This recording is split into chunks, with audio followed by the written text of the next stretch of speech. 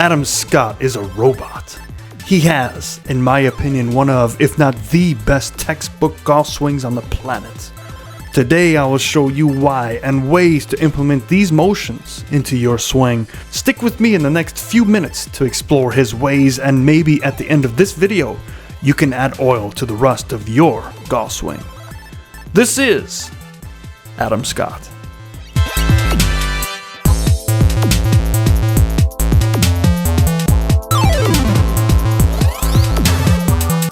Welcome back, and today is a special episode featuring a request from Larry Tong. So Larry, this one is for you, and hopefully all of us can get a little bit out of it. So let's take a look at one of the best ball strikers on the planet, as they all are when they're on television. But what makes this man so unique is his ability to stay like a robot through his entire motion, most specifically with his spine angle retention, his plane usage, the simple up and down motion, which is why this swing will probably last a lot longer.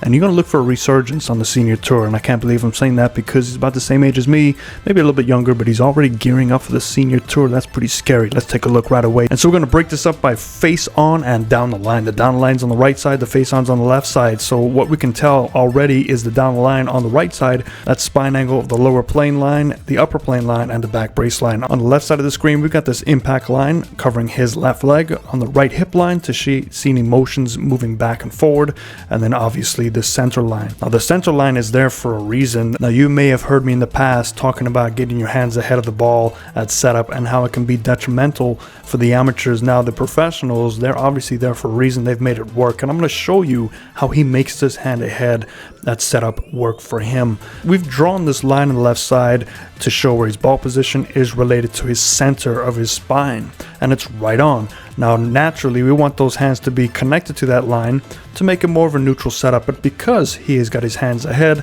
he's got a slightly strong grip to help him hold on to that angle. But what we're going to do now is just add a red line and put it right where his hands are to about the center of his chest, and we're going to see it impact, and I'm going to bet the center of his chest is going to be right at that new line, and that is his way to compensate this slight forward press at the beginning.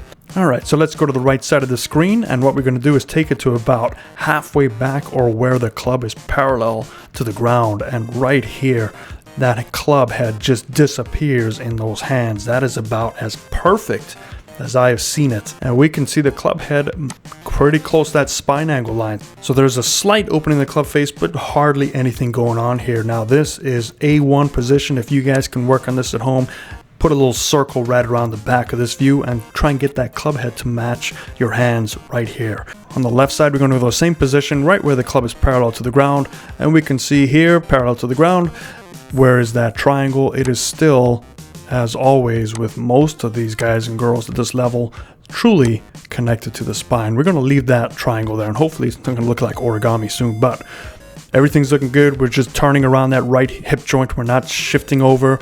He's still in his spine angle. You can see the centerness of his head is staying where it was. Slight bit of weight shift, but nothing to write home about yet. Let's go a little bit further in the back of the swing. We're going to take that club out. You see it goes right through the forearm, so it's setting perfectly.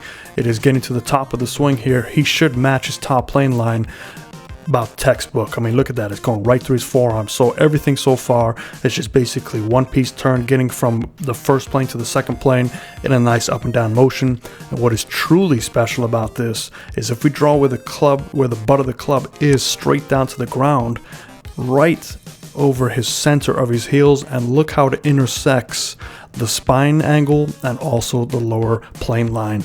That again is very rare, and it's very hard to do over and over again like he does. Let's go to the top of the swing here. We get to the very top. We can see he's now sitting slightly.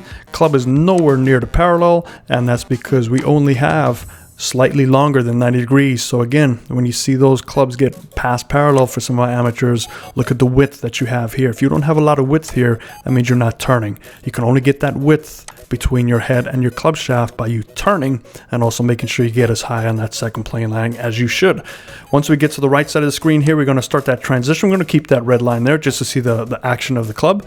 He's going to go ahead and drop that club down. You can see it never crosses back over. It is slowly dropping down while he is turning. So the club is actually moving away from this line here. You can see it's already however many inches that is, but that's only due because he is turning. So for all of us amateurs out there, just feel like the hands are pulling straight down and allow the body to turn. That turning is going to drop that club in plane, and you can see it is already just pristine. So it is matching right in those two plane lines. The club head is pretty close to that golf ball. So from this point, we're going to look for that club head to drop slightly lower, stay on that lower plane line as quick as he can, and then he's going to just turn and tilt under, stay in his posture, and just release naturally while he maintains that connection. And is he still connected? Let's draw our patented triangle. Yes, he is. Look at those hands. They're still connected to the chest. In order to do this, you have to be very flexible, very strong, be able to pull your upper body down with your core. So this is a very core driven motion, which is why most of us can't do it, because we sit on the chair for 10 to 12 hours a day, driving cars and sitting in the office, and you got to get away from that. Coming on down to the left side of the screen, we're going to get in that same sort of position right about here. And what we can see now is the separation between the right shoulder and those hands. We can see that this here is pretty close to 90 degrees, so he is still maintaining that wrist hinge, and that is very important while he turns and drives into the golf ball to conserve that energy as long as he can. And you can only conserve the energy if you are connected and turning.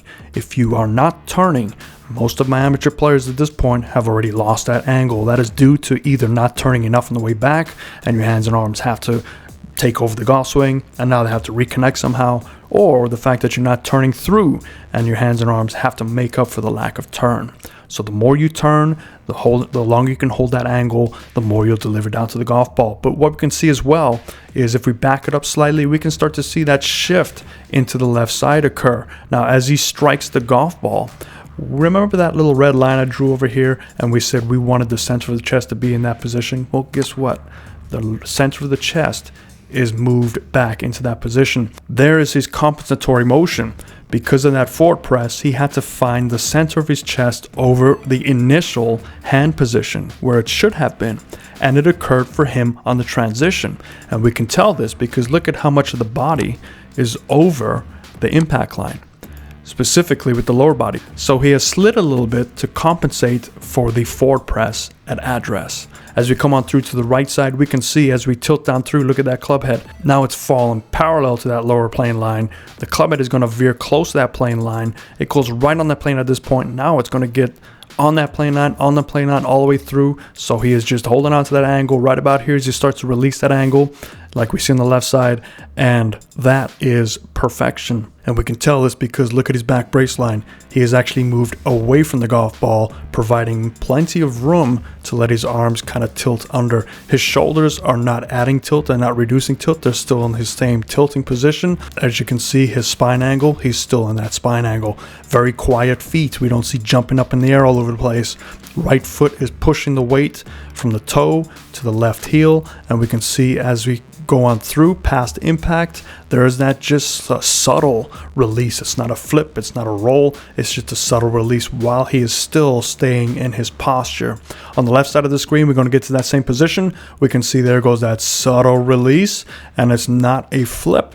And a great thing to notice is let's take a look at where that club is in relation to the center of the chest. It's pretty close to that center of the chest. If that's where his shoulders are, it's still center of the chest, and it's at its furthest point of the body past impact, which means he still was able to conserve that angle even past impact, where most of us have broken down and we have that chicken wing to create room for our left arm to kind of brace that impact. We keep on going through. It is still nice and straight. The club head is still fairly connected to the body. So even past impact, we can see the turning does not stop. The tilting does not stop, because if it did stop, this club head would already be over here and the hands would be much closer. So this is just a wide turn. We can see it still doesn't break down. It only breaks down well past impact and going through here. So we can see the hands are still, guess what, connected to the chest.